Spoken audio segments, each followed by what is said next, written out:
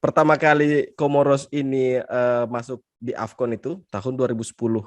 Tahu nggak berapa skornya pada saat pertama kali mereka main di situ? 10-2. Kalah sama Madagaskar.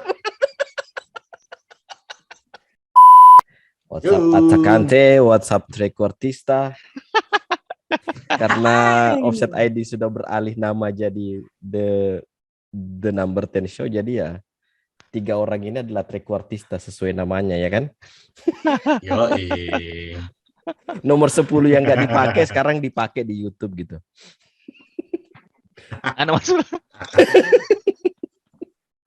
Oke. Podcast kali ini kita akan ngebahas sedikit tentang AFCON yang lagi rame. Dan AFCON ini sebenarnya nggak bisa dipandang sebelah mata sih, karena sebagian besar pemain yang main di Premier League misalnya itu pemain-pemain Afrika banyak kan, dan nggak usah Premier League lah, bahkan di Prancis pun atau di Spanyol pun banyak pemain keturunan Afrika. Ini kita bahas sedikit tentang AFCON dari mungkin kalian pernah selama ini ngikutin AFCON sesering ini atau baru kali ini atau gimana? Aku sendiri sebenarnya tidak terlalu ngikutin ya AFCON ini.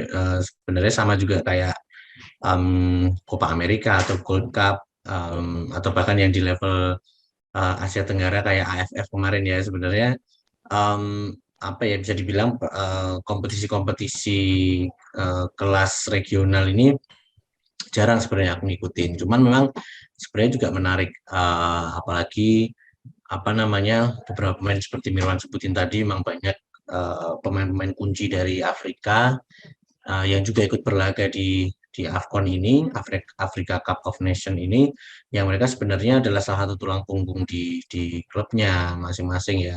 Jadi memang kalau ditanya apakah aku mengikuti nih sebenarnya kayak AFCON ini di periode perhelatan sebelumnya, jujur aja tidak ada yang melekat di ingatan terkait dengan kompetisi ini nih, siapa juaranya, siapa yang pemain terbaiknya, bahkan itu jarang ikutin sih kalau aku. Kemudian kalau ngikutin sih enggak, cuman kalau AFCON ini selalu menarik kalau bagiku pribadi, khususnya spesifik terkait jersey-jersey yang digunakan timnas Afrika ya. Jadi kalau misalnya kita mau ambil preferensi dari segi kit dari negara tuh Eropa, Amerika, Afrika paling nyentrik tapi oke desainnya gitu. Jadi nggak ngebosenin, nggak yang punya template khusus kayak misalnya dari Nike, Adidas gitu kan. Jadi kalau ngikutin secara nonton jam berapa gitu main gitu kan, kalau Kamerun main, Pantai Gading main, enggak gitu. Cuman kalau misalnya ada beritanya, pasti yang jadi menarik itu jersinya tahun jersinya itu bagaimana nih. Apalagi yang tahun ini ya tetap dilanjutkan tradisinya dari sebelumnya tuh, khususnya yang menarik itu jersey Kamerun. Ada tuh memang agak norak sih kalau orang lihat ya. Tapi kalau bagiku pribadi itu menarik sih untuk preferensi jersey ya, dari sisi jersey. Kamerun juga bukan pertama kali ini bikin jersey, tapi memang benar itu statement itu, memang benar kalau jersey tim Afrika itu, negara-negara Afrika itu memang nggak ada bedanya, nggak ada duanya dibanding jersey lain. Bahkan dulu Kamerun sempat di-ban sama FIFA kan, karena mereka bikin jersey yang sleeveless. Tanpa lengan itu ya. Yang tanpa lengan itu otaknya itu kemana itu sampai bikin jersey. Tapi keren. Tapi gitu. Menarik itu Nigeria loh kalau kita bicara jersey. Nigeria bagus. Nigeria juga kemarin sempat jersinya bagus banget tuh yang pas Piala Dunia kan. Iya benar, Piala Dunia itu keren itu jersinya. Sebenarnya sih kalau dari sisi jersey, kenapa ada misalnya Nigeria yang disorot, Kamerun yang disorot?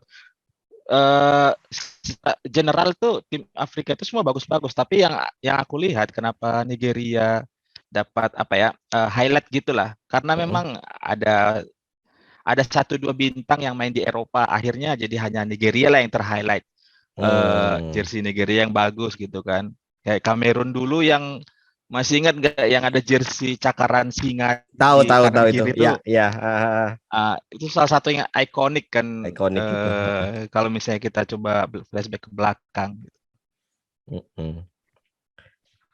Terus ini kan sebenarnya AFCON ini harusnya yang jadi tuan rumah itu kan sekarang Kamerun, ya kan? Tapi sebelumnya itu sebenarnya Kamerun sudah jadi tuan rumah pada tahun 2019 kemarin.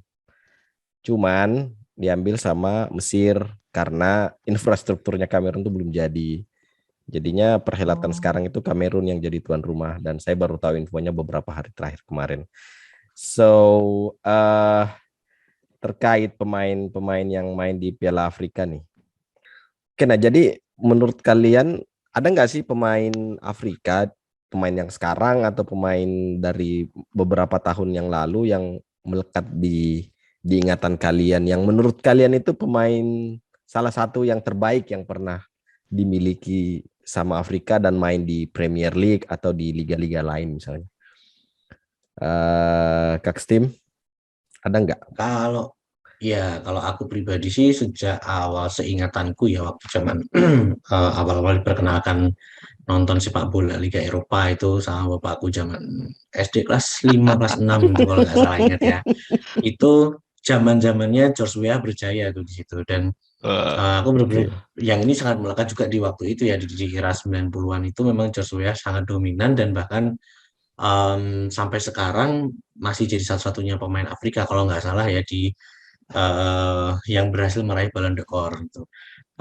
Tapi pasca itu di era 2000-an, wah kalau aku cukup terkesima dengan gaya permainan dan raihan prestasi dari Didier Drogba sama Samuel Eto'o. Dua pemain itu memang kalau menurutku yang terbaik yang pernah dimiliki oleh benua Afrika. Kalau menurutku ya di era 2000-an dan juga di era 90-an aku menilai si George Weah itu dan memang aku beberapa kali melihat mungkin cuplikan pertandingan-pertandingan mereka, cuplikan gol-golnya memang menunjukkan benar-benar wih ini mereka ini benar-benar pemain yang nggak bisa dianggap remeh. Ini emang nggak heran kalau bisa dibilang di benua Eropa mereka bisa tergolong sebagai seorang legenda lah gitu. Tiga pemain itu sih kalau aku yang melekat benar-benar melekat di ingatan yang aku bisa kategorikan mereka ini pemain hebat nih mereka bertiga nih gitu. Itu kalau aku tiga nama tadi. Yan, kamu ada nggak pemain Oke. yang membekas gitu loh? Aku ada sih, Pak. Yang Aku tahu pemain yang membekas di anunya media sudah diomongin siapa? kemarin di podcast ya kan? Nuanku Kanu kah atau?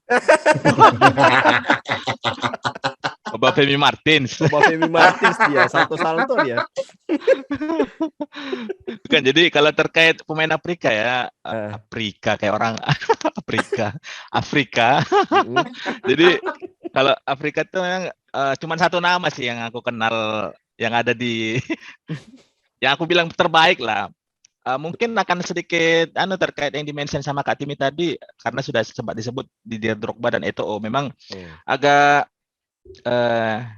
pinjam gayanya coach ya. Ya beda 11-12 lah ya kan. Cuman Drogba jadi pemain terbaik Afrika kalau menurutku di masanya dia ataupun masih sampai saat ini. Kalau dibilang orang Muhammad Salah di yang sekarang ini yang masih yang masih eksis lah. Salah ini kalau menurutku sih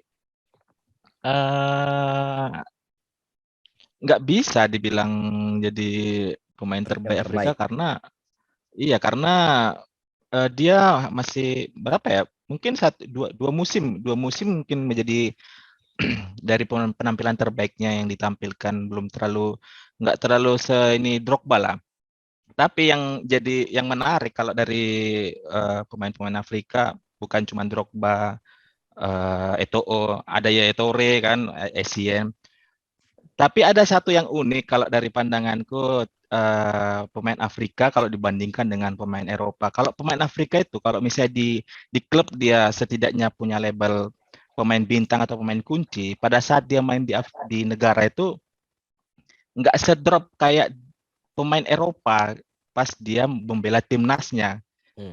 salah satu contohnya Drogba lah kan. Jadi kalau misalnya dari gelandang kita mau lihat parameternya mungkin agak susah karena dia lebih fungsinya ke yang mengalirkan di tengah lah. Tapi kalau striker Drogba dan Eto'o pas dia ke negara beda tuh kalau kita membandingkan kayak Ronaldo dengan Messi misalnya kan.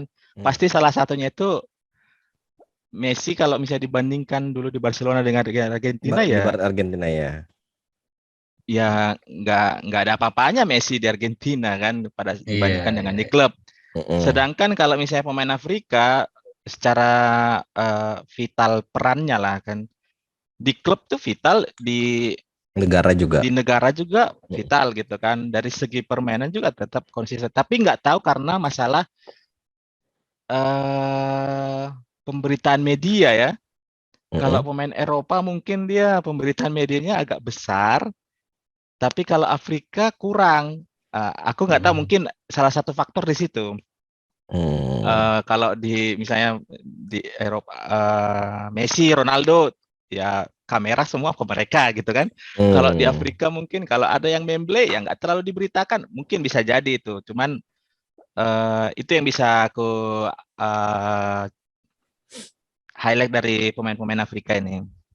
Nah, ini saya ada beberapa nama nih pemain Afrika. Kalau misalnya saya minta kalian nyebutin 5 terbaik lah dari nama-nama ini, di rank ya paling yang terbaik di antara terbaik sampai yang paling bawah gitu. Ini ada Adebayor, ada Nwankwo Kanu, ada Drogba, ada Essien, terus Salah jelas, Yaya Toure dan Kolo Toure juga. Terus siapa lagi tuh? Eto'o, George Weah juga masuk nggak apa-apa. Terus ada Riyad Mahrez, Mohamed Salah. Terus Ziyech sebenarnya, tapi Ziyech nggak dipanggil ya. Jadi dari 7 nama itulah, 5 terbaik menurut kalian siapa? Kalau aku melihat dari parameternya adalah selain mereka juga jago, mereka juga bisa memiliki kontribusi tim dalam meraih gelar ya, bisa membantu paling tidak timnya untuk meraih gelar. Yang jelas kalau dari beberapa pemain yang disebutin tadi, yang aku masukkan list, yang pertama jelas kalau aku, yang kedua Samuel Eto'o, yang ketiga Didier Drogba, kemudian kalau yang keempat, nah ini kelima ini mungkin kalau aku lompat ke 5 dulu, legenda Persib Bandung, Michael Essien. Kemudian kemudian untuk di posisi 4 memang nah posisi 4 ini apa ya, aku justru malah melihat ini salah satu pemain besar yang sebenarnya agak anti klimaks, tapi aku agak ragu-ragu untuk memasukkannya di posisi 4 atau 5. Si Yaya Toure, sebenarnya dia ini ada salah satu pemain potensial sebenarnya. Siapa? Yang kalau aku nilai memang bisa dimasukkan ke jajaran 5 pemain Afrika yang ku kenal ya, paling tidak di era 90 sampai hingga 2000-an ini. Jadi Yaya Toure keempat. Aku tetap memasukkan nama Yaya Toure, di mana sebenarnya dia ini apa ya, mungkin kayak bakat yang tersia-siakan kalau boleh ku bilang gitu. Padahal sebenarnya aku kan lebih senang melihat kontribusi pemain tengah daripada pemain depan ya. Jadi aku melihat memang Essien dan Toure ini adalah 2 nama besar pemain tengah yang lahir di Afrika yang menurutku memiliki talenta yang cukup bagus dibandingkan dibandingkan pemain lain lah, karena nggak banyak pemain tengah kelahiran Afrika yang bisa memberikan kontribusi lebih bagi timnya, bagi negaranya kalau menurutku. Jadi itu tadi 5 besar, nomor 1 George Weah, nomor 2 Samuel Eto'o, nomor 3 Didier Drogba, 4-nya Yaya Toure, dan kelimanya Akang Essien. Akang Essien.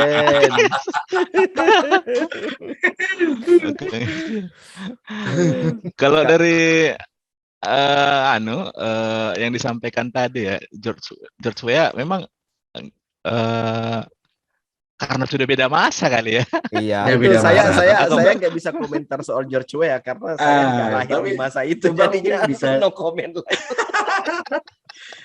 Coba nanti mungkin bisa dilihat kontribusi si pemain ini ya Angel di iki, saat masa angel, Angel iki, Mas.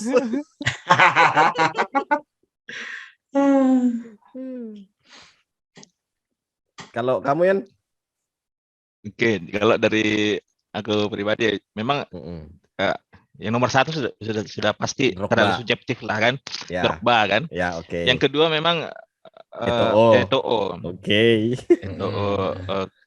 Eto'o sih memang kenapa aku masukkan nomor 2 selain pada saat dia di Barcelona di kancah klub ya. Klub. Selain di Barcelona dia tetap juga bisa perform di Inter, kemudian walaupun sempat tuh mampir ke Chelsea kan. Tapi setidaknya nggak terlalu flop-flop banget lah.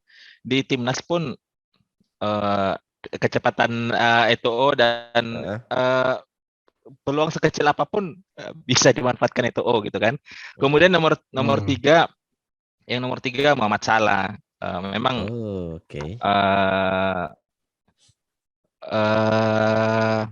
ya nggak bisa lah terlalu juga karena dia main Liverpool kemudian nggak masukkan. Salah nih memang 1 tahun 2 tahun lagi dia masih bisa perform, dia bakal bisa lompat ke nomor 1 kalau menurutku ya. Oke. Kalau nomor 1. Kemudian yang nomor 4 Yaya Toure ya, sama kayak kakak tim nomor 4 juga ya kakak Yaya Toure ya. Yaya Toure. Ya Toure.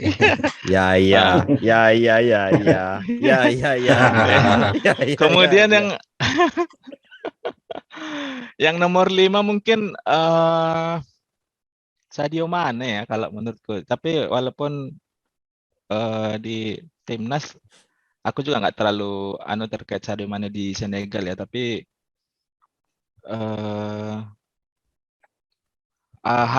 pantas dia dimasukkan di jajaran 5 teratas untuk pemain-pemain Afrika. Gitu mungkin. Jadi nomor 1 itu Drogba, yang kedua Eto'o, yang ketiga Muhammad Salah, 4 Yaya Toure, yang kelima Sadio Mane. Berarti Akang Essien nggak masuk list ya? Akang Essien. Kalau mungkin di nomor 6 lah dia ya. Oke. Berarti Akang Essien di atas Riyad Mahrez gitu. padahal Mahrez kemarin bawa Aljazair juara AFCON yang juara ya. Benar. Kalau aku sih kebalikannya. Cuman memang kalau Mahrez aku kurang terlalu kalau Mahrez memang kurang terlalu suka sih aku gaya mainnya. Ngajak. Wah, subjektif sekali ini. Sekali ya. Wah, bentar. Ini aku tuh termasuk yang suka dengan gayanya Mahrez loh, cara mainnya Mahrez. Kamu kenapa enggak fanboynya Mahrez ya? Skillful loh Mahrez itu. Kenapa kamu enggak tertarik, enggak antusias dengan gayanya Mahrez? Gimana ya? Mungkin karena sudah terlalu kental dengan di posisinya dia ya. Karena aku bandingkan dengan Arjen Robben mungkin ya. Berarti dia terlalu merobenkan diri gitu. Iya, Arjen Robben in disguise dia. Jadi tapi karena memang Robben tuh sudah membuat satu satu trademark yang memang itulah batasnya untuk menjadi seorang pemain winger yang spesialisnya cut inside kan. Ya kalau misalnya masih di bawahnya itu yang nggak bakalan ada lagi gitu. Oke. Kalau menurutku. Iya benar. Iya sih kayak permainnya memang cutting inside gitu ya si Mahrez ya. Ya. Kalau aku kira-kira kenapa apa spesialnya dari Mahrez tuh? Yang spesial dari Mahrez sarung tangannya. Mahrez itu berarti BB dong spesial juga dong. Siapa? BB juga iya jelas spesial. BB dia. Spesial itu, juga. Iya dong, BB itu spesial. Kalau dia nggak spesial nggak mungkin Alex Ferguson ngerekrut dia kan? Iya.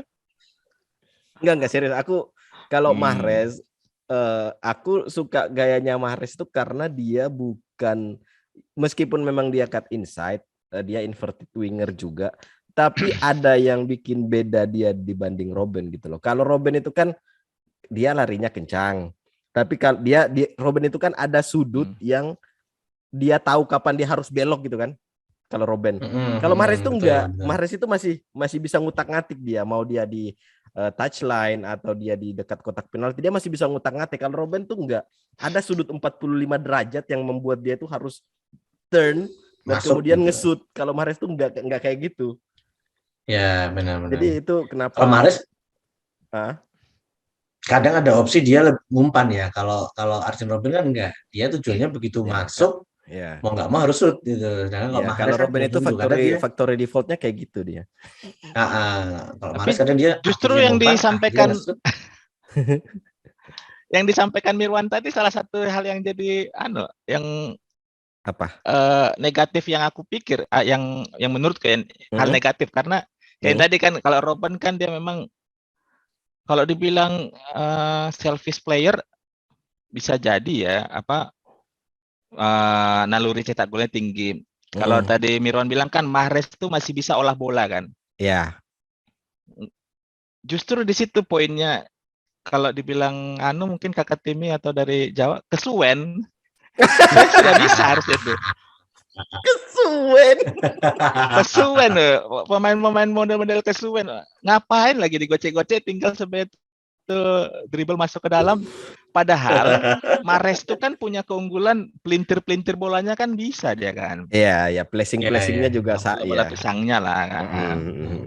Ngapain lagi utak kanan kiri kesuwen. Jadi justru di situ.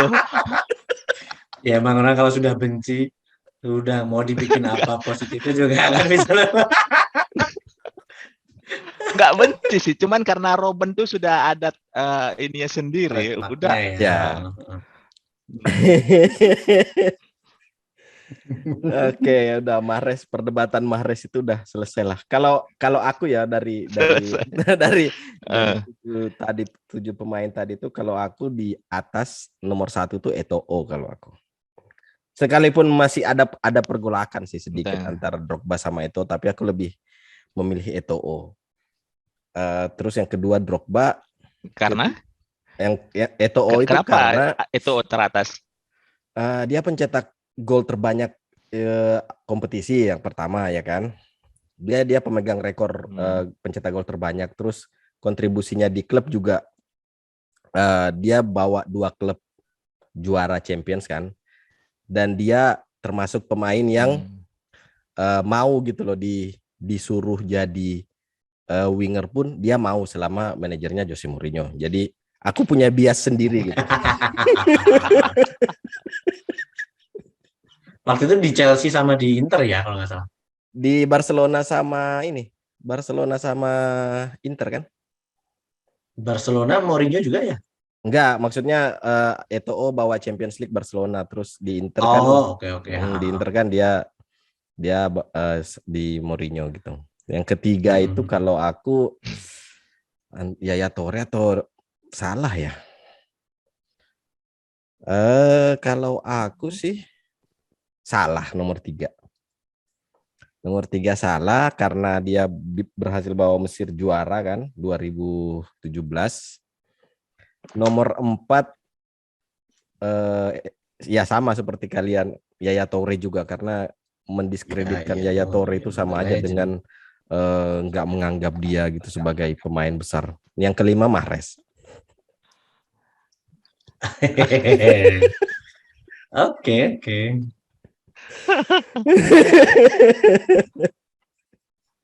Padahal sebenarnya kalau misalnya di Mahrez tuh kalau di City sebenarnya biasa aja dia, enggak. Mungkin bakalan beda kalau Mahrez tuh dibeli sama MU ya. Maksudnya beda itu dengan performanya di City, kalau itu dimainkan di MU bakal dicaci maki mungkin dia tuh. Ya. Betul. Itu aku nggak bisa menegasikan statement itu. Karena ya fans MU itu gila parah, itu Rashford aja dicaci maki kok. Apalagi kayak Mahrez kalau United kan. Ini Arsenal aja ada Thomas Hmm.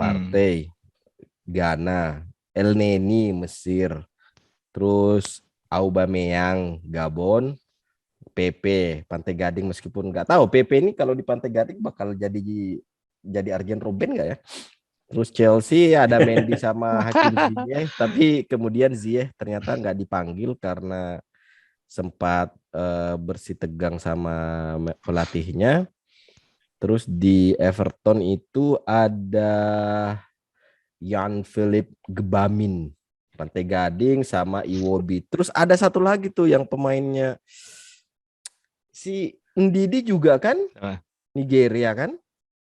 Ya, itu di Leicester Iya. tuh, Nigeria. Ndidi juga di Leicester. Terus Amartey, Mendy, Iheanacho, Nigeria, Liverpool aja udah 3 pemain tuh yang menyumbangkan di AFCON. Sadio Mane, Naby Keita, terus Salah. Manchester City cuman 1, cuman Mahrez. United Eric Bailly. Itu pun nggak main dipanggil ya. Itu pun ya. Terus Spurs nggak ada. Berarti Watford itu ada. Watford berarti yang paling banyak ya. Watford tuh 5. Etebo, William Ekong, Adam Masina, Ismail Lassar yang kemarin sempat merepotkan United, terus Emmanuel Dennis. Paling West Ham Said Ben Rahma. Nah, pemain-pemain ini kan memperkuat negara, dan mau nggak mau menurut kalian klub mereka itu skuadnya jadi lemah nggak sih? Misalnya Liverpool nih ada 3 pemain, Salah sama Mane, terus City cuman Mahrez. Nah, dari nama-nama tadi, dari sekian banyak pemain, menurut kalian ada potensi tim besar seperti Liverpool itu terjungkal nggak selama perhelatan AFCON ini? Kalau aku sih melihat enggak ya. Aku melihat kok Liverpool ya ini kemungkinan besar ya, meskipun aku juga tidak berani memastikan 100%, tetapi dengan pola yang sudah diusung oleh Jurgen Klopp untuk apa namanya merotasi beberapa pemainnya di sebelum ini gitu.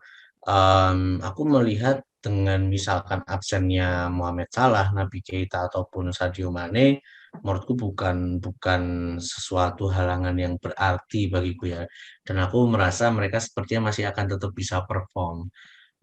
Terlebih juga kalau kita bicara Premier League di beberapa pekan mendatang, um, lawan mereka cenderung cenderung mudah itu kalau kita bicara hanya Premier League, mereka kemungkinan ya baru akan mengalami lawan yang cukup serius saat mungkin mereka menghadapi West Ham di 5 Maret. Kemudian juga lawan United, meskipun nggak tahu nih perlawanan United akan seperti apa di Maret tanggal 19 juga.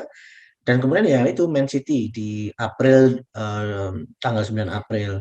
Sebelum itu ya mereka relatif lawannya Burnley, Leicester, Brentford, di mana di pertandingan-pertandingan itu aku yakin sih sebenarnya bukan suatu halangan yang berarti bagi tim asuhan Jurgen Klopp. Dan di satu sisi juga Jurgen Klopp, saya merasa dia juga terutama di musim ini dia mulai berani merotasi beberapa pemainnya dan memasukkan beberapa pemain muda, dan ternyata itu cukup bisa tetap merepotkan lawan ya. Jadi aku memprediksi meskipun ada perhelatan ini dengan ditinggal 3 pemain kunci tadi, Liverpool masih tetap bisa eksis dan masih tetap bisa mendapatkan poin penuh, meskipun kalau kita bicara Premier League untuk mengejar Man City sepertinya sudah cukup sulit dengan kondisi yang Man City yang hanya potensinya hanya ditinggal oleh Mahrez kan, sedangkan mayoritas pemain lainnya masih tetap akan bertanding tanpa terganggu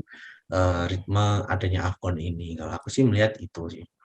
Kalau Arsenal Chelsea gimana? Arsenal lah, justru mas kemungkinan Arsenal nih yang agak timbang. Chelsea aku pikir tidak akan terpengaruh karena hanya Edouard Meskipun Mendy ya. Mendy nggak main gitu. Meskipun Mendy nggak main, aku melihat Kepa kalau hanya di beberapa pertandingan Justru malah ini merupakan momentum Kepa untuk bisa perform seharusnya ya. Makanya dan sedangkan kualitas Kepa sendiri sebenarnya untuk seorang bench warmer itu juga terlalu apa ya, terlalu sia-sia menurutku. Jadi memang posisi sebenarnya dia adalah sebagai pemain utama dan ini adalah kesempatan emas bagi si Kepa untuk bisa menunjukkan performanya. Seharusnya kalau kita bicara yang ideal, seharusnya itu juga tidak akan menjadi masalah berarti saat Edward Mendy harus bertanding di AFCON gitu. Sedangkan Arsenal, nah ini kemungkinan Arsenal dan Watford kalau aku bisa bilang ya, klub yang kemungkinan akan timpang dengan absennya beberapa pemain mereka, terutama Watford yang kalau nama-nama tadi yang Mirwan sebut itu memang beberapa kayak Dennis, kemudian Sarr itu kan juga pemain yang tampak menonjol sekali di skuad tim Claudio Ranieri dalam beberapa pertandingan terakhir dan memang menjadi tumpuan tim itu dalam meraih kemenangan, meskipun memang ya balik lagi mereka belum bisa benar-benar konsisten, tapi sangat terpengaruh sekali dengan absennya mereka. Kalau bisa tak lihat seperti itu Arsenal dan juga Watford. Kalau Chelsea aku pikir tidak akan terlalu banyak terpengaruh dengan adanya perhelatan ini. Oke. Ian? Oke, kalau dari Liverpool dari racikan taktik Jurgen Klopp sebenarnya kalau dari nggak perlu diragukan ya gimana cara Klopp memanfaatkan pemain yang ada.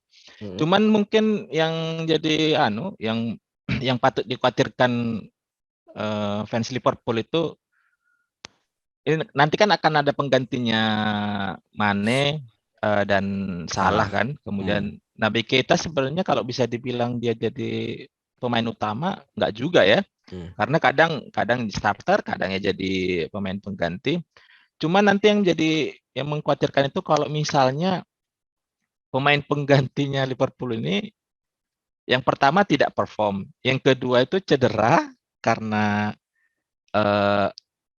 nggak biasa starter kemudian dipakai terus starter pasti kan akan berpengaruh tuh ke fisiknya pemain, kemudian dari mentalnya. Kemudian yang ketiga kalau misalnya sempat lagi ini COVID-nya makin positif nih pemain Liverpool, makin habis tuh pemainnya. Jadi di yang zaman sekarang ini ada 3 tuh poin yang mempengaruhi performa tim, dari pemainnya sendiri yang underperform, kemudian cedera, kemudian positif COVID. Apalagi kalau Mane sama Salah, ya mereka pemain inti. Kalau misalnya diganti, syukur-syukur Firmino nih bisa bisa kesempatan lah buat dia. Cuman kalau Liverpool, kalau menurutku nanti bakalan goyang lah, agak shaky lah untuk beberapa match selama AFCON ini. Cuman kalau dari Arsenal kalau nggak akan terlalu pengaruh ya dengan perhelatan AFCON ini dari pemain-pemain yang pergi, karena Arsenal kayaknya sekarang udah cukup stabil tuh dengan pemain mudanya Saka, siapa lagi?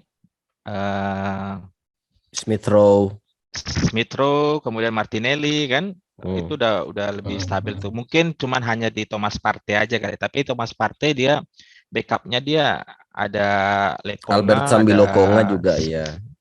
Ada Saka kan. Kalau Chelsea nggak terlalu pengaruh juga kayaknya kalau cuman Mendy. Karena kalau dibilang Mendy juga kadang tuh kalau aku perhatikan malah karena bolanya pas-pas aja ke dia tuh.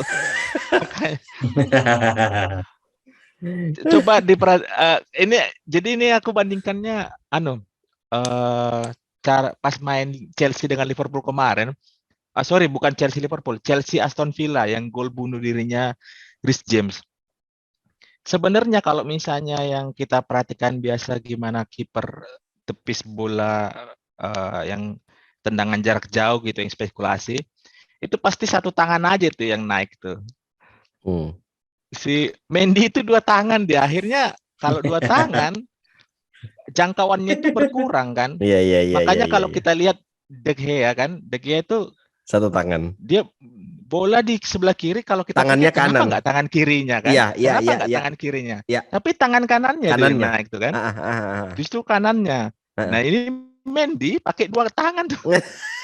Jadi Ya semoga Mendy mendengar podcast ini sehingga Iya. keputusannya bisa Edward diterima. Mendy, kamu Apa- sudah diperingatkan. coba nanti kalau misalnya aku salah, tapi yang aku ingat tuh yang pas lawan Aston Villa tuh sekelas Mendy gitu yang digadang-gadang orang kenapa dia nggak masuk dalam list Ballon d'Or atau list pemain terbaik yang kemarin kan, ya wajar aja kalau menurutku karena dia nggak masuk dengan hal basic seperti itu, nggak bisa gitu. Cuman kalau misalnya tadi Mirwan coba soroti yang Big Six EPL ya, justru yang aku lihat tuh yang bakal jadi kesakitan lah dengan ditinggal pemain ini dua klub ya, Leicester dengan Watford, karena Watford itu selama penampilan di IPL musim ini bergantung tuh ke pemain Afrika mereka. Jadi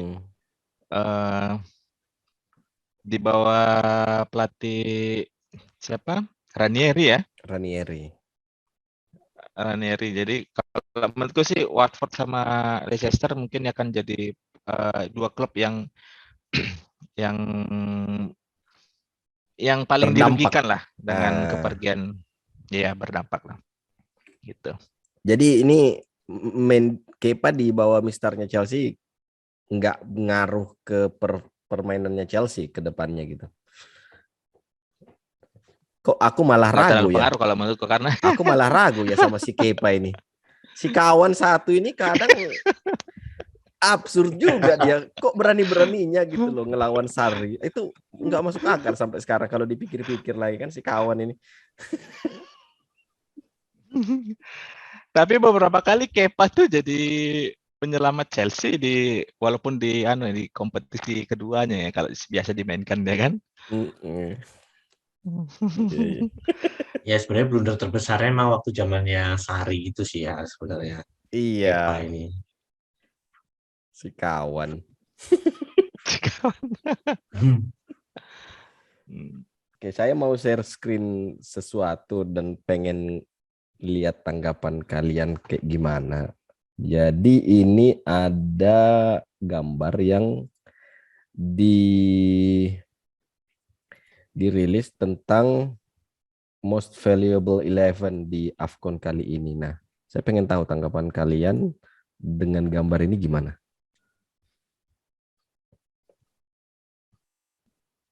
Oke. Ya. Oke, kalau dari aku pribadi justru kalau dari susunan pemain memang pemain terbaik, cuman yang mengejutkan malah harganya Koulibaly ternyata sekarang jadi 45 ya. Padahal kemarin pas ditawar MU tuh sempat dirumorkan mau ke United ya berapa? 70. Iya. Malah lebih malah kayaknya menyentuh 100-an malah kayaknya dulu pas 2 musim lalu kalau nggak salah ya. Ya, 2 musim lalu. 2 musim lalu Koulibaly pas kayaknya masih zaman masa transfer saga dengan Baginda Harry Maguire kayaknya nih. Ya. Tapi ternyata kepilih lah tuh si kawan yang si kapten sih nggak jelas tuh kan. Tapi Koulibaly sekarang malah 45, nggak tahu ya apa yang bikin dia jadi 45, atau mungkin dulu cuman pemberitaan aja tuh MU di hyperbola lah atau dinaik-naikkan. Tapi ini yang top soba siapa ini? Bahkan namanya pun saya baru tahu itu ada pemain namanya Tapsoba. Justru Hakimi yang malah bisa lebih mahal dari sini harusnya ya.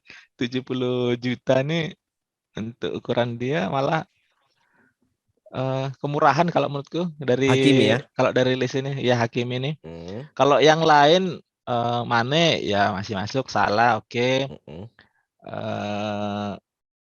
Haller nih ya oke lah, main di Liga Belanda. El Nesri ini jadi pemain kunci Sevilla. Naby Keita ya oke lah, Kessie sama ya paling yang aku sorotin yang 2 pemain ini, Koulibaly sama Hakimi. Kalau Koulibaly lumayan terkejut terjun bebas dari harga yang sebelumnya jadi transfer saganya MU. Kalau Hakimi terlalu, kalau bisa orang bilang overpriced, ini malah Underprice. Kenapa bisa underprice nih si kawan ini? Kalau Kalau Mendy kayaknya karena nggak ada pilihan lagi nih, jadi dimasukkan namanya. kamu gimana Kak Steam, tanggapan Aku di setuju Valuable sih. 11 ini gimana? Ya, untuk empat pemain tengah, ya kalau kita bicara ini formasinya nggak apa jadi 4-4-2 lah ya, bisa kalau bisa dibilang seperti itu. 4 pemain tengahnya aku setuju sih. Mane, Keita, Kessie, kemampuan mereka individu maupun kontribusi di timnya memang 4 pemain ini layak untuk mendapatkan masuk ke jajaran most valuable 11-nya AFCON ya. Cuman aku sebenarnya agak ragu di sisi depan sih Heller sama Neysiri ini karena mungkin karena memang mereka masih relatif main muda mungkin ya. Di mana sebenarnya mungkin kalau kita bicara untuk yang pemain depan agak matang mungkin kita bisa bicara nama di pemain Afrika itu mungkin Vincent Abu Bakar yang meskipun beberapa kali aku sempat lihat dia main di Porto itu cukup cukup oke sih. Dan sempat main di Besiktas juga tapi kan sekarang memang kalau dilihat dari kiprahnya kan sudah nggak main di Eropa sehingga mungkin oke tidak terlalu ini. Cuman dari segi postur pengalaman dan kematangan mungkin daripada memilih Heller atau Neysiri aku malah lebih condong ke Vincent Abu Bakar itu. Kemudian Hakimi, Koulibaly sama Mendy oke lah. Aku justru malah agak bertolak belakang dengan Midian bahwa aku untuk pemain di posisi right back ini di Afrika memang menurutku yang paling terbaik sejauh ini memang Hakimi. Di satu sisi kiprahnya waktu di Inter dan akhirnya nggak heran juga PSG membelinya ya mungkin harga 70 ini karena memang ya karena mereka dibeli oleh PSG gitu. Kalau nggak dibeli PSG mungkin ya nilainya tidak segitu fantastis. Cuma memang dari segi permainan, dari segi potensialnya memang dia menurutku tepat masuk ke most valuable 11 di posisi right back ini.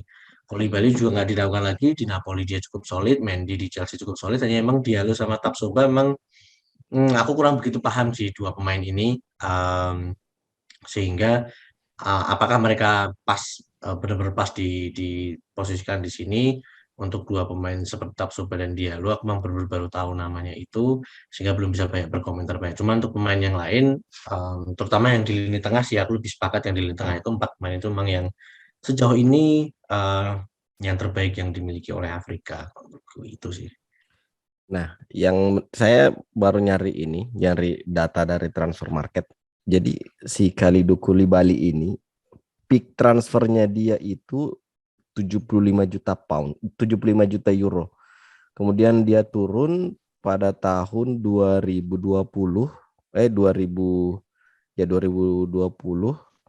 itu turun ke 56 dan sekarang 45. Nggak tahu ini faktornya apa, mungkin karena umurnya juga sudah.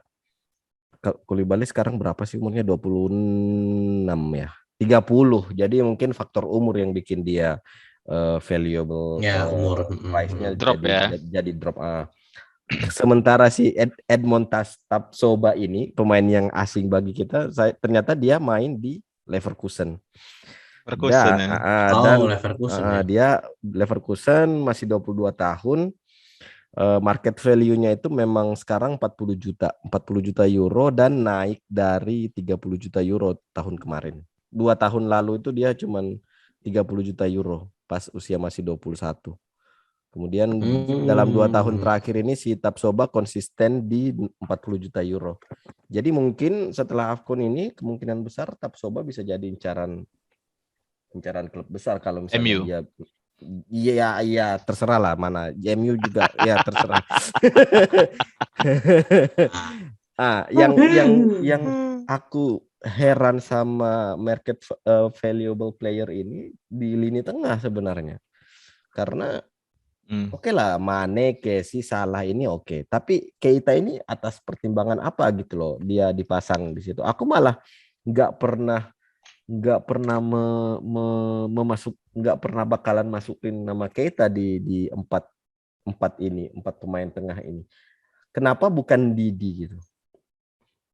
Secara kontribusi, secara technical ability juga Didi itu bahkan di Leicester tuh pemain kunci gitu loh dibandingkan dengan Keita.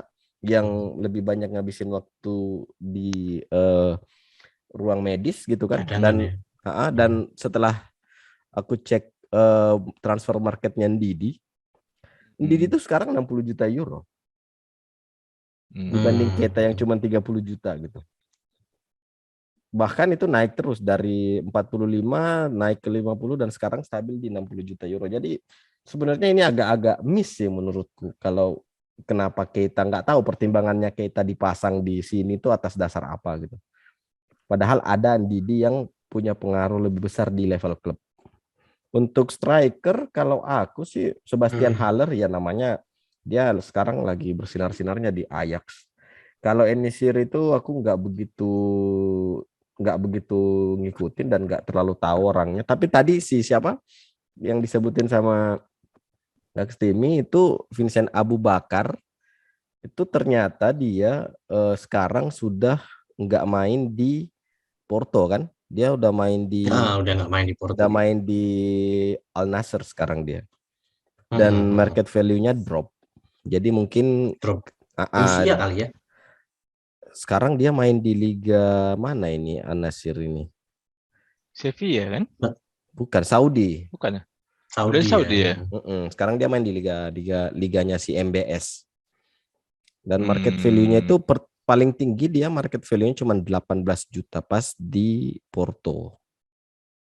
Sempat bounce pada tahun 2020, terus dibeli Besiktas, terus drop lagi ke 10 juta sekarang. Kalau Hakimi ya aku juga sebenarnya nggak begitu srek sih dengan harganya Hakimi sekarang gitu loh.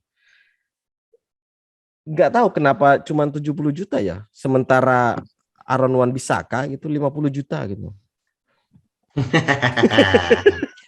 Ya emang kalau kita era sekarang matokin harga emang susah ya, apalagi udah banyak klub yang ada kasta si kaya dan si miskin ini ya, jadi repot juga nih harga jadi semrawut. Klub juga bisa aja menghalalkan berbagai macam cara untuk menaikkan harga pemain yang sebelumnya mungkin tidak terlalu berharga gitu, sehingga ya ini market harga di pasarnya juga cukup random nih akhirnya. Banyak pemain-pemain yang kita nilai overvalue, terutama ya kalau kita bisa lihat ini ya pemain-pemain di Liga Inggris atau pemain-pemain asal Inggris nih yang akhir-akhir ini banyak dibanderol nilainya cukup fantastis, tapi ternyata cukup fantastis apabila dibandingkan dengan nilai-nilai pasar di pemain-pemain di liga lain selain Premier League nih. Betul. Tapi secara kemampuan justru malah pemain-pemain yang dari liga luar ini justru malah jauh lebih bagus secara teknik, secara kontribusi ke timnya jauh lebih bagus dibandingkan para pemain-pemain di Liga Inggris ini sih ya. Itu ya cukup mengherankan. Tapi balik lagi ke si kaya dan si miskin tadi, di mana Inggris sendiri memang eksklusif, tidak hanya negaranya secara ekonomi keseluruhan, tapi juga kompetisi sepak bolanya dan juga tercermin di beberapa klub-klub kayanya juga mereka dengan mudah aja beli pemain lain dengan harga yang fantastis itu bisa. Oke, klub-klub kecil atau klub-klub yang di luar Premier League mereka berani sih ngasih bandrol besar gitu. Tapi juga para tim-tim kaya Inggris ini pun akhirnya toh tetap bisa membelinya juga gitu. Jadi ya nggak heran kalau Hakimi nilainya bisa sangat jomplang dengan atau malah mendekati, kalau kita bicara secara nilai nominal mendekati Aaron Wan-Bissaka, tapi secara kemampuan ya jauh beda lah. ini ada susahnya yang merusak harga pemain di Premier League itu sebenarnya Abramovich sih pas dia ngebeli Chelsea terus belanja banyak. Iya. Hulu.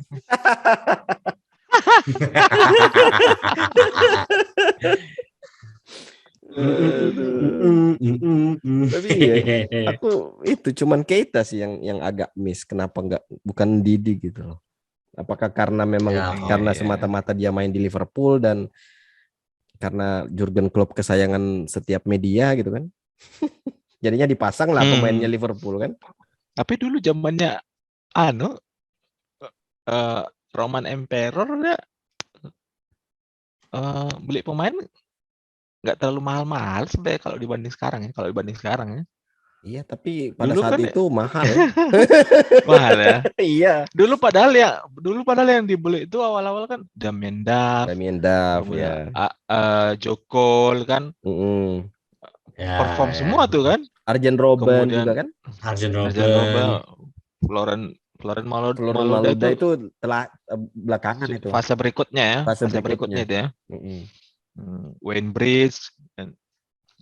Tapi ya efektif. Apa? Iya. 3 Dia musim. beli juara tuh kan. Iya, 3 musim lagi berturut-turut. Iya. Juan Mata ya kan? Saat itu lagi bagus-bagusnya. Iya. Sekarang juga bagus kok. Aku nggak kebayang itu Juan Mata tuh di ruang ganti gimana tuh kan. Ngeliatin pemainnya mungkin duduk dia kan bersih-bersihin sepatunya habis warming up. Kemudian dia mungkin lagi cek-cek yang komunitinya siapa nih yang gabung sekarang nih. Apa tuh nama komunitinya deh? Iya ada itu. Common Gold kan. Common Goal. Siapa nih yang udah subscribe nih kan? Masuk nih. Kasihan nih Iya Juan ya Mata benar nih. juga ya, benar juga. Aduh. Terima gaji buta doang dia. Kayaknya Tapi setidaknya nggak bertingkah ya kan. kenapa kayaknya Juan Mata nggak dilepas itu karena dia attitude-nya bagus gitu loh. Iya, iya. Dia punya attitude yang bagus. Jadi selama kamu Ya, punya attitude ya. bagus ya nggak bakal dijual. Ya, padahal udah lintas ini loh, lintas pelatih yang ada di situ ya. Iya. Tetap aja Juan Mata berada di situ. Orang-orang bilang Dembele itu sembuh dari cedera pas Barcelona ganti pelatih lah. Kamu nggak lihat Juan Mata itu dari zamannya Luis Van Gaal, David Moyes, Jose Mourinho, Ole, terus sekarang masih aja dia di situ. Ya kan? Kacau juga Juan Mata itu. Tapi bisa beda banget ya. Dulu waktu zaman di Chelsea itu bisa bener-bener ngeri loh, sentral banget loh, Pran. Iya. Begitu bola di mata itu, wih, ini bahaya nih. Tapi semenjak di United ya, atau mungkin usia juga bisa Usia jadi sih juga. pengaruh. Karena memang Atau udah mungkin habis memang makanya secara dilepas tuh. Iya. ya mungkin secara apa ya mentalitas juga dia sepertinya juga udah nggak ngejar apa-apa lagi ya. Yang penting udah dapat gaji, kerja, nunggu pensiun, udah. Balik lagi Nggak ke ada ambisi ini. lagi apa-apa gitu. Balik ke apa AFCON.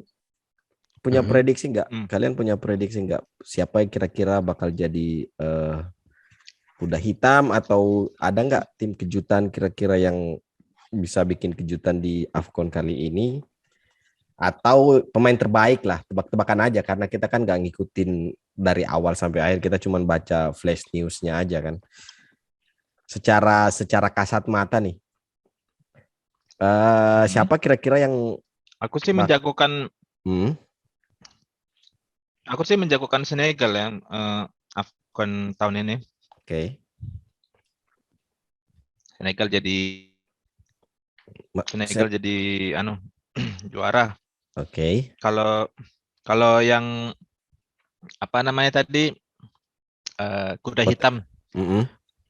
Yang kuda hitam mungkin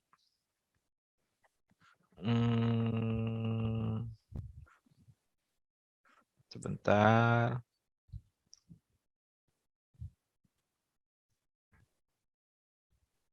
Si Guinea. Kenapa bukan Comoros? Comoros nih kayaknya negara yang lahir dari planet Namek, tiba-tiba didaftarkan. Tahu-tahu ada Comoros nih. Apa ini? Kayak ini memang baru diambil dari planet Namek nih, muncul nih di Afrika nih. Negara mana tuh Comoros tuh? Dari mana tuh? Comoros itu ada di pulau di atas Madagaskar gitu loh, di dekat-dekat Madagaskar sana. Madagaskar, Tanzania, nah sana-sananya lah pokoknya. Main-main sama Cita gitu ya. Justru mereka itu Komoros itu kepulauan dia, pulau kecil. Jadi gitu. jadi dia bukan di dataran Afrikanya.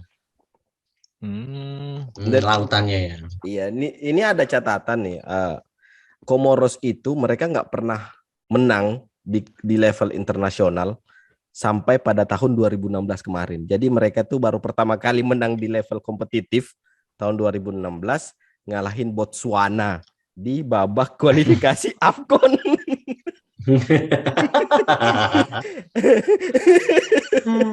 Ranking Komoro Hampir sama. ranking Komoro di FIFA itu 132. Oke. Indonesia? Indonesia berapa? 100 berapa? Enggak tahu. 140. Iya. Itu belum selesai. Nah, pertama kali Komoros ini masuk di AFCON itu tahun 2010. Tahu nggak berapa skornya pada saat pertama kali mereka main di situ? 10-2. Kalah sama Madagaskar. Benderanya aja cukup fancy itu. Fancy ya. Nah, yang menariknya lagi adalah Komoros itu selama ini nggak pernah, selama beberapa dekade terakhir itu mereka nggak pernah benar-benar membentuk sebuah football team. Jadi mereka tuh nggak pernah ada yang namanya tim sepak bolanya mereka. Terus di sini mereka juga nggak pernah menjadi member di Confederation of African Football itu sampai pada tahun 2003. Dan stadionnya mereka itu mereka sekarang sudah punya stadion tapi didanai FIFA. Oh. Bisa lah mereka itu ke Stadion Pancasila. Coba tebak berapa kapasitas yang bisa ditampung sama stadion State Said Mohammed Sheikh ini? 3.000? Kak Stimi? 1.500? 2.000. Itu udah lumayan tuh. Iya. Tapi mereka bisa sampai sejauh ini loh, udah cukup bagus banget ya berarti perkembangannya ya. Komoros. Kalau aku sih prediksi masih nggak jauh-jauh dari ada kemungkinan tuan rumah Kamerun sama Mesir sih sebenarnya yang berpotensi. Tapi aku lebih condong ke tuan rumah Kamerun sih ya, kemungkinan bisa memenangkan perhelatan ini. Kalau bicara tim mana yang kemungkinan akan mengejutkan ini atau paling tidak masuk 4 besar di luar tim langganan nih, katakanlah tim kuat ya. Itu mungkin aku bisa lihat Guinea nih, bener nih Guinea kemungkinan ya. Arti cuman kalau lihat dari pertandingan perdananya mereka kemarin menang, ya bisa jadi ini mereka calon pemberi kejutan nih, paling tidak. Harapanku sih ya sebagai pengamat atau penikmat yang sepak bola yang juga tidak terlalu melihat Africa Cup of Nations ini secara detail atau secara konsisten, tapi setidaknya sebagai penikmat sepak bola sendiri lebih enak kalau kadang ada tim-tim kuda hitamnya yang muncul di tengah-tengah tim langganan nih yang ada di 4 besar, sehingga harapannya udahlah tim ini yang kuda hitamnya jadi yang menang ya. Semoga aja Guinea bisa jadi salah satu pembeda nanti di 4 besar palingnya. Oke. Jadi dari kalian berdua nggak ada yang menjagokan Mesir atau Aljazair gitu? Enggak. Kalau aku sih kayaknya mungkin semifinal ya, cuman aku Kamerun sih, aku lebih cenderung Kamerun. Menarik. Oke. Kalau aku tim kuda hitam Komoros.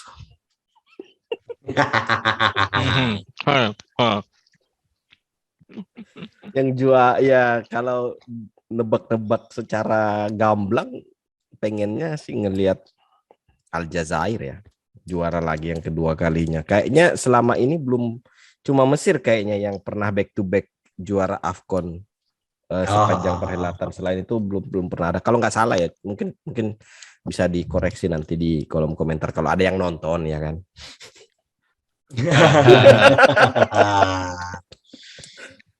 Oke.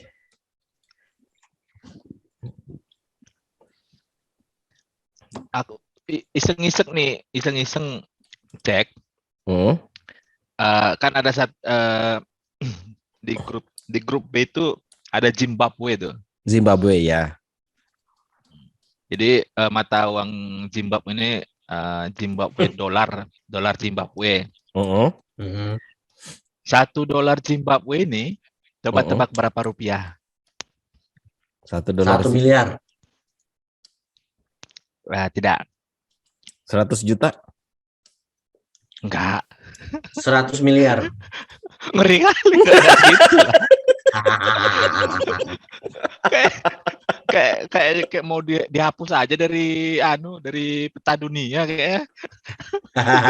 1 juta, jadi, 1 juta. 39.000. 39.500. Berapa dolar tadi? $100. $1. $1. Wow. Berarti kita bisa ke Zimbabwe sana ya? Ya, jadi orang kaya kita. Iya, kita bisa ekspor rokok ke sana. Kaya di sana.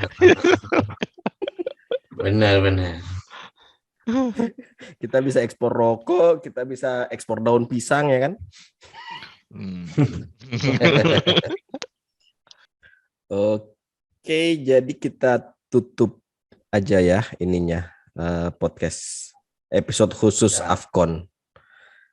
Jadi thank you buat Kak Stimi dan Midian udah join di podcast edisi spesial AFCON ini. Ya semoga ada yang nonton, dan kalau kalian nonton buat di subscribe gitu loh. Kita tuh butuh subscriber, kita butuh komen gitu kan. Apa kalian gak kasihan gitu loh, cuman 12 subscriber ya kan? Kalian lihat tuh nanti coba lihat subscriber sama non subscriber kita itu cuman 50-50, yang nggak subscribe sama yang subscribe itu sama gitu loh. Jadi mbok tolong gitu loh, subscribe please. Udah gitu subscribe istri dan keluarganya. Nah itu kan. Oke, thank you guys. Thank you. Thank you. Bye bye. Bye.